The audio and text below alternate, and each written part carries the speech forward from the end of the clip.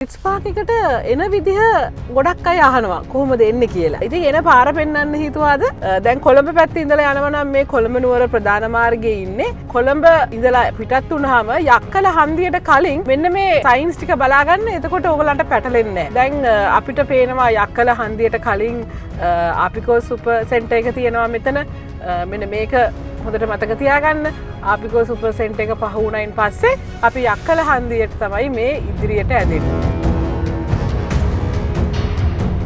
මෙන්න මෙතනට අපි කියනවා මේ යක්කල හන්දිය හරිම ප්‍රසිද්ධ ස්ථානයක්. ඔරලෝසු කණුවක් තියෙනවා, කලර් ලයිට් එකක් තියෙනවා. අපි මෙතනින් ඔන්න දකුණට හැරෙනවා. මේ පාර තමයි කිරින්දිවැලට යන පාර. මේ පාරට අපි කියනවා කිරින්දිවැල ගම්පහ පාර කියලා. 231 බස් රූට් එක යන්නේ මෙන්න මේ පාරේ. යක්කල පොළ මේක නොදන්න කෙනෙක් නෑ. යක්කල ප්‍රදේශයේ ජීවත් වෙන මෙන්න මෙතනට තමයි අපි පොළට එන්නේ.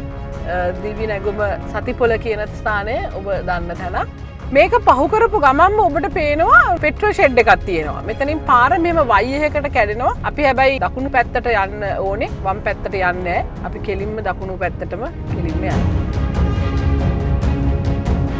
මේ ගස් කොළන් බහුල ප්‍රදේශයක්. ඉතින් අපි ඇත්තටම යකඩත් එක්ක හැප්පෙන්නේ. මේ යකඩ එක්ක හැප්පෙන අපිට මෙන්න මේ වගේ ගස් කොළන් පහු කරගෙන වර්ක්ෂොප් එකකට යනවා කියන්නේ අපිට මානසිකව. මොකද අපි හැම වෙලේම යන්නේ චැලෙන්ජ් එකක් ඔළුවේ තියාගෙන. ඉතින් බලන්න මේ සුන්දරත්වය පහු කරගෙන යනකොට බොහොම ගහකොළට සමීපව ජීවත් වීම අපි ලද භාග්‍යයක් ඇත්තටම.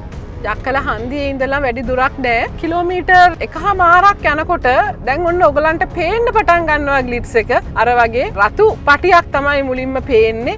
දකුණු අත පැත්තේ ඔයගලන්ට පේනවා ඇති රතු පටියක් එක්ක තියෙනවා. මෙන්න මේක තමයි අපේ සිම්බල් එක. මෙන්න අපේ ග්ලිට්ස් පාක් එක. මෙතනට තමයි අපි මේ දෙන සේවාවන් සඳහා ඔබ පැමිණිය යුත්තේ. මෙන්න මෙහෙම තමයි අපිට දිස් වෙන්නේ ග්ලිට්ස් පාක් එක. ඒක අක්කර 3.5 භූමි ප්‍රමාණයක ඉදි වෙලා තියෙන වර්ක්ෂොප් එකක්. සර්විස්, මෙකැනිකල්, ඇක්සිඩන්ට් ඕනම දෙයක් අපි මේ එක වහලක් යටතේ කරන ස්ථානයක්. ඔන්න ග්ලිට්ස් පාක් එකට ආවා. මෙන්න මෙයා තමයි මුලින්ම හම්බ වෙන්නේ තිවංක. ඔයගලන් හැමෝම දන්න කෙනෙක්. ඉතින් තිවංකගෙන් තමයි ඔබ සියලුම දෙනාට මුලින්ම වෙල්කම් එක හම්බ වෙන්නේ. මං හිතනවා තිවංකව ග්ලිට්ස් පාක් විදිහට දොදන්න කෙනෙක් නෑ නේ තිවංක? අනිවාර්යෙන්ම. ඉතින් තිවංකව හම්බුනහම තිවංක තමයි ප්‍රශ්නය ගන්නෙ.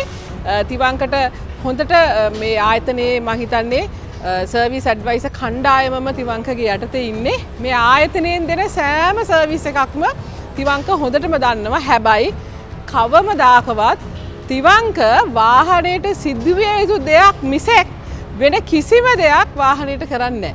හරි නේද? එහෙම තමයි. හරියටම හරි. එහෙම තමයි හැමෝම කියන්නේ.